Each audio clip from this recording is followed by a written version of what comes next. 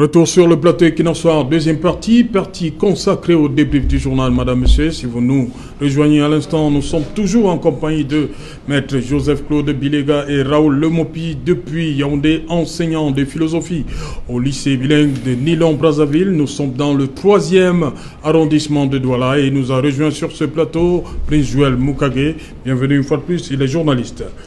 Maître Joseph-Claude Bilega, vous avez suivi cette autre sortie du professeur Maurice Kamto. Je crois savoir qu'il y a un certain nombre de choses qui se préparent. Oui, excusez-moi, je vais peut-être revenir légèrement en arrière en disant ceci à monsieur l'émotion. Non, on va revenir. On va y revenir. Oui, on va y revenir. Ok, merci. Je voudrais dire que lorsqu'on veut être démocrate, on doit pouvoir être prêt à appliquer la démocratie. La démocratie, c'est le gouvernement de la majorité. La majorité dans notre système découle des élections. Elles peuvent être bonnes, elles peuvent ne pas être bonnes, mais dès lors que les élections sont actées, que le Conseil constitutionnel, comme dans le cas d'espèce, et ce n'est pas au professeur que je l'apprends, a rendu sa sentence, cela c'est comme un dogme. On se prépare aux prochaines élections.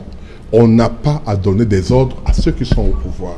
On donne des idées, on peut gueuler, on peut dire n'importe quoi, mais on ne peut pas donner une injonction en leur disant « vous n'allez pas faire ceci ». Pas du tout. Dans un système démocratique. C'est pour cette raison que dans un pays comme la Grande-Bretagne, il y a ce qu'on appelle les pseudo-cabinets. C'est-à-dire qu'en fait, il y a un cabinet qui est exactement constitué comme le cabinet principal, mais qui a pour but dans chaque domaine des finances, domaine SDF a un peu emprunté ce système-là. Oui. C'est-à-dire, et c'est leur travail. C'est pour se préparer à travers des avis qu'ils donnent, à travers des interventions, le peuple se dit, mais ces gens-là, ils peuvent mieux faire que ceux qui sont au pouvoir. Et lorsque les élections arrivent, on les fait partir. La deuxième chose que je voudrais faire, ce que je voudrais dire également, c'est que quand je parle de démocratie, je parle également de loi. Ce n'est pas au professeur que j'apprends de la nature que d'avoir une constitution et qu'il a eu à défendre à certains endroits devant l'Assemblée nationale, et que cette constitution donne d'une manière claire et précise comment la dévolution successorale est faite au Cameroun. Il faut noter qu'avant l'arrivée du président Paul Biya au pouvoir, donc en 1975, il est nommé Premier ministre, mais sans droit de succession. En 1979, il est nommé Premier ministre avec droit de succession. C'est sur cette base que lorsque le président Ahidjo s'en va, il devient président de la République. Lorsqu'il est, après le coup d'État, puisque quand il devient président de la République, c'est le Premier ministre Bello Boba Magari qui devient Premier ministre à ce moment-là. Après, il est remplacé par Yann Luc, qui devient Premier ministre par intérim. La Constitution est modifiée. La Constitution, celle que nous avons en cours aujourd'hui, est plus démocratique, puisqu'il n'y a plus de dauphin. Cette Constitution voudrait que, lorsque le président de la République, pour une raison ou pour une autre, ne peut plus exercer une vacance, ça peut être l'empêchement, peut être la mort, ça peut être comment je peux dire ça, une démission ou d'empêchement définitif constaté par la Cour constitutionnelle, le Conseil constitutionnel. Il y a le président du Sénat qui assure l'intérim. Il organise des élections pour une période, je crois, de 120 jours. L'élection où il n'est pas candidat. Où il n'est pas candidat, il ne peut pas modifier la Constitution. Il ne peut même pas modifier le gouvernement. Il est vrai, il y a une petite modification qui dit que, sauf si c'est vraiment nécessaire. Donc, en réalité, c'est ce schéma qui doit être considéré comme étant le schéma classique. C'est-à-dire que on peut donc s'attendre aujourd'hui, pour ceux qui ont commencé, qui ont annoncé la mort du président de la République, plusieurs fois, ils ont écrit même au ministre en France pour dire que le président de la République ne vit pas. L'ambassadeur est venu faire semblant de s'adresser au président de la République. Donc on doit savoir qu'en réalité, si aujourd'hui cela arrivait, qu'il y avait un empêchement, eux ne peuvent pas participer aux élections. Ils ne peuvent pas participer aux élections, pas du fait de la Constitution, je veux dire, pas forcément du fait des lois relatives aux élections, mais de la Constitution même, qui détermine comment l'élection est faite. Et je dis que pour être candidat, vous le savez très bien, il faut avoir au moins un élu à l'Assemblée nationale. On va dire un élu, que ce soit l'Assemblée nationale, le Sénat, conseil municipal ou le conseil régional lorsqu'il aura lieu, ou avoir 300 candidats, 300 signatures, donc 30 par région d'une manière bien précise. Donc je dis donc que lorsqu'on n'entre pas dans ce schéma-là, je suis poli. Le reste peut être considéré comme de la gesticulation, tout simplement. Okay. Donc c'est tout ce que je voulais dire par rapport à ça. Et je termine, et par où je commence en disant ceci. Si nous partons donc du principe qu'on est en démocratie, et que c'est ceux qui ont été élus, en attendant que ça change, qui gouvernent, ils peuvent donc, si cela est nécessaire, modifier faire proposition de loi ou portant modification de la Constitution, sans que cela ne soit motif à débat. C'est-à-dire ils le font, et ceux qui pensent qu'ils ne doivent pas être, ils ne sont pas d'accord, peuvent faire campagne contre le vote. Parce que dans le cas d'espèce, on ne peut pas parler en aucun moment aujourd'hui du Cameroun de ce qu'on appelle de gré à gré. Il ne peut pas avoir de gré à gré, puisqu'on passe nécessairement par les élections. Ok. Voilà, je vais faire une seconde précision. Nous avons invité ce soir Fa Elvis Taillon, qu'on devait avoir via Skype, depuis Buea. Deuxième chose, pendant le journal, nous avons saisi la cellule de communication du MRC pour le littoral pour nous envoyer un représentant, parce que ce sujet devait être inscrit dans le débrief du journal. Nous n'avons toujours pas eu de représentant du MRC. La précision valait la peine. Non, on va d'abord écouter Raoul Lemopi. Raoul Lemopi, cette sortie du professeur Maurice Kamto, oui, on soupçonne comme ça le gouvernement de manœuvrer pour une organisation d'une présidentielle anticipée. Pour le professeur Maurice Kamto, il ne peut pas avoir d'élection populaire sans que le problème du Nord-Ouest et du Sud-Ouest soit résolu, ainsi qu'un code électoral consensuel. Votre réaction? Alors, merci Serge de me repasser la parole. J'ai écouté Maître Biliga, je pense que ce qu'il a dit est clair, et c'est là d'autant plus clair si on se trouve dans un état normal. Parce que le pacte social qui crée la République, tout simplement, définit par la même occasion les mécanismes institutionnels d'attribution du pouvoir. Dans un pays démocratique, c'est clairement connu que les éléments du jeu, n'est-ce pas, doivent être définis et surtout de manière consensuelle. Ce qui se passe au Cameroun doit nous amener à se demander s'il n'y a pas un fort soupçon des principes démocratiques que les Camerounais eux-mêmes ont librement choisis. Et si on rentre dans l'histoire du Cameroun, on peut soupçonner. On a des réels soucis avec Raoul Lemopi, le temps que la technique essaye de revoir ça. Le prince Joël Mukage, pour ce qui se passe actuellement, le professeur Maurice Kamto dit pas d'élection populaire sans que la crise dans le nord-ouest et le sud-ouest soit résolue de manière durable, et pour qu'il y ait absolument un consensus autour du code électoral pour éviter à l'avenir toutes ces contestations qui ont cours depuis quelques scrutins déjà. Votre avis là-dessus? Yeah, sure. I think that Serge Leng, Professor Maurice Kamto is correct. It's correct because if we want to judge the past elections, oui, you're going to notice that we've not had elections as per elections in the Northwest and the Southwest. That's the truth we should tell people. If we want to give an example, we'll give an example like Kambe Center.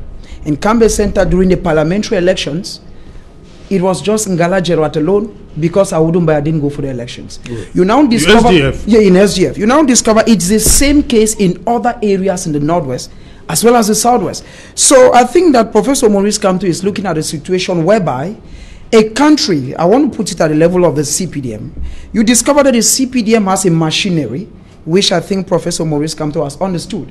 Because if you look at the National Assembly as of now, there is nothing that can come out of the National Assembly. Why am I saying so? You cannot have a National Assembly whereby the second party of the opposition at the National Assembly, which as of now is the UNDP, has just 7 parliamentarians. Il n'y a même pas un groupe parlementaire. No. What does 7? The SDF has 5. Now, when you look at 7, 5, 5, 2, 3, what can this group of persons, even if they were to oppose the 100 and plus that the CPDM has, it means that we're going to have a kind of a system that is a CPDM, till when the CPDM gets tired. So I think that at that level, the professor is correct. He's correct on 2 things. First of all, because at the level of the Northwest and the Southwest, some of us have been there when the Anglophone crisis started in 2016. Let us be honest. elections have not held. There were no elections in Kumbu. There is the truth. There were no elections in Kumbu. That is why one of those who has been appointed to head the reconstruction committee, Mayor John Donatus, comes from Kumbu. He had left his area, and this is a man who had, the SDF had headed Kumbu for so many years. But given the tension, he said, I will not stand for elections. It was the same case in other areas like in the Southwest. There were no elections in areas like Memphis and Shaleng. There were no elections in Ekona. There were no elections in Moyoka. There were no elections in Balangi. There were no elections in Idiki. Little elections in Ako. Little elections in Genakuma. Now, when you look at all these villages, there is somebody who maybe wanted Shaleng to be president, for instance, and that person cannot express his right. Another aspect is the fact that says before the elections, let me take the twin elections for instance, that held in February, you will discover that because of the Anglophone crisis and the fact that a call had come from the diaspora that people should not vote, a majority of Anglophones had left those areas. There is still a LECAM law that says that you must vote only where you registered. I'll give you an example of an area where I master like my 16 here in Boya. All the inhabitants of my 16 are living in Susa. Susa is a stone throw. I see them every day. Who voted in my 16? It means that you have people who rule people who were not voted. That is why at that level, I think that the professor is correct. Les populations ne sont pas rentrées à my 16 pour voter. People did not. How many people voted? I'm saying things I know. That is why we remember that session when we were here. We used to say things, and later on, since we have a government that is sleeping, we have a government that is there for its self-interest. That is why you have a government that is willing to give 4 billion francs for parliamentarians to buy cars, but gives 1 billion for people to buy face masks and hand sanitizers. It tells you that Professor Maurice Kamto, I'm not a militant of the MRC, that's what I should tell people, but I think that he is correct. He is correct because if you look at the regime in place, first, there are no people as of now in the Northwest and the Southwest that can muster the courage to go vote. Secondly, the legislative vote laws. Now, when you look at the legislative that we have in Cameroon, the National Assembly, it is the CPDM. And given that we know how people are voted in the CPDM, there is nothing we expect from the National Assembly. I'll give you two examples. One, we saw what happened here in Douala when they were to do the elections of the super mayor. We saw what happened during with Mbassa Rojedine and Lenge Malapa. It tells you that the CPDM chooses its leaders. And if the CPDM chooses its leaders, those leaders cannot go contrary. The CPDM at the National Assembly has more than 135 parliamentarians. Serge. The National Assembly, maybe I should tell somebody who is in primary school, that the National Assembly in Cameroon has 180 parliamentarians. If 140 comes from one political party called the CPDM, it means that if you give the remaining 40, it is what we call in English a landslide victory. It means that the laws we are going to have in Cameroon, if the president, for instance, probably gives a law at the National Assembly that in case of his resignation or in case of his death, because it's the constitution, we remember how Ijo passed that part like he was saying, if the president gives something at the National Assembly, that there should be a law that in case of his death, resignation or incapacity, it should be his son. And that bill goes to the National Assembly. Obviously, the CPDM parliamentarians that have an absolute majority will go in for that bill. I think that is a danger that Professor Maurice Kamto, like Prince Mokage, like many Cameroonians, are afraid of. If we do not look into Cameroon and restructure Cameroon, I've told many people who want to listen that we are living in a one-party system. We don't have an opposition in Cameroon. Because you cannot have an opposition in a country whereby, in which country in the world does the second at the National Assembly follow 7 parliamentarians? In which country? It's only in Cameroon. No. In which country? No, not true. Which country? Benin. Benin. Avec combien de députés? Only one. One. The National Assembly has something. What I'm saying is that in Benin, there is only one, how do you call it? Parliament. One opposition. Yes. The CPDM will always, normally, the CPDM will always have ways, but Benin will normally be a small town in Cameroon, so you cannot take Cameroon. Okay, Benin is not, Cameroon has 10 big regions. And so let us be honest, I've always said this thing. It is quite regrettably that I came a bit late for the program, because I had a lot of things to pour. I want to say honestly that if we are saying today, because I remember one of the first subjects we touched was back to school. If we are saying today that Northwest and the Southwest, let me tell you, sir, you cannot be doing one thing and expecting different results. No. The government, the Bias regime started with a failed national dialogue. They went to a failed special status. They will send Christian Cardinal to me and Kia to the Northwest and the Southwest to sensitize people on the social status. It failed. Now the government is putting in billions of francs CFA to be headed by two people, Paul Tasson and John Donatus, to go and reconstruct. You cannot reconstruct when there is still fire.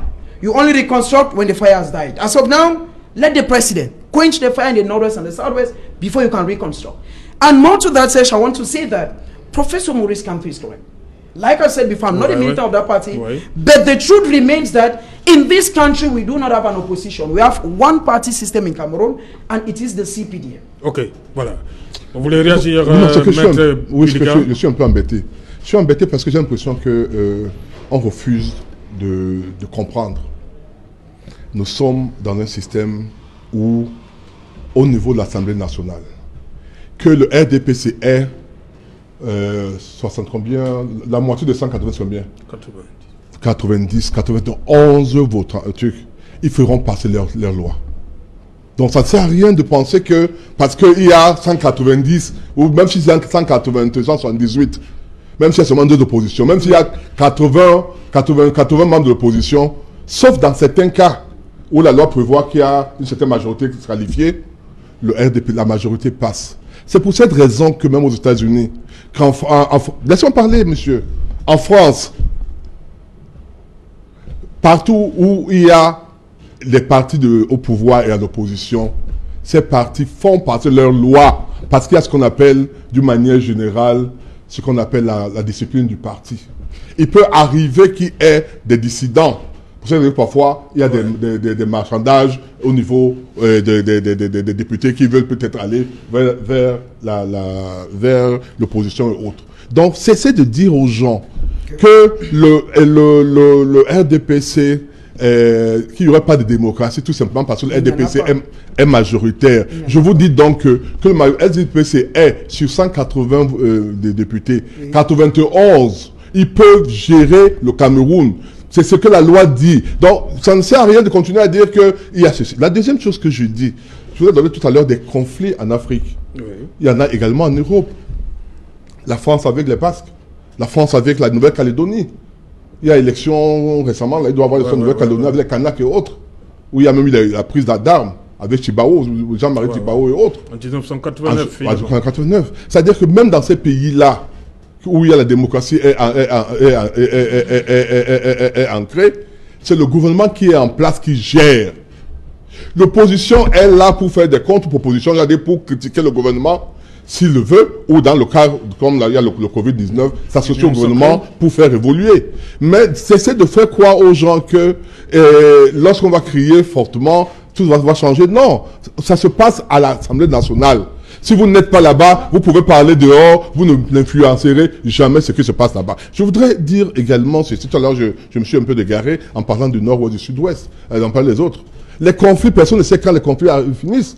Donc, si on part donc de la logique, qu'il faut attendre que lorsque le nord-ouest sud va finir, même dans 10 ans, dans 20 ans, il n'y aura pas élection. Le professeur Kamto a dit à ses militants de commencer à s'inscrire sur la liste électorale. Ça veut dire que lui-même est prêt à aller aux élections. Sinon, il ne dirait pas aujourd'hui, après que Cabral ait parlé disant que l'élection n'est pas une panacée, où elle a été insultée, traitée dans la boue. Aujourd'hui, on est en train de le rejoindre en disant il faut aller s'inscrire sans qu'on ait changé le code électoral. C'est ça qu'on appelle le réalisme politique.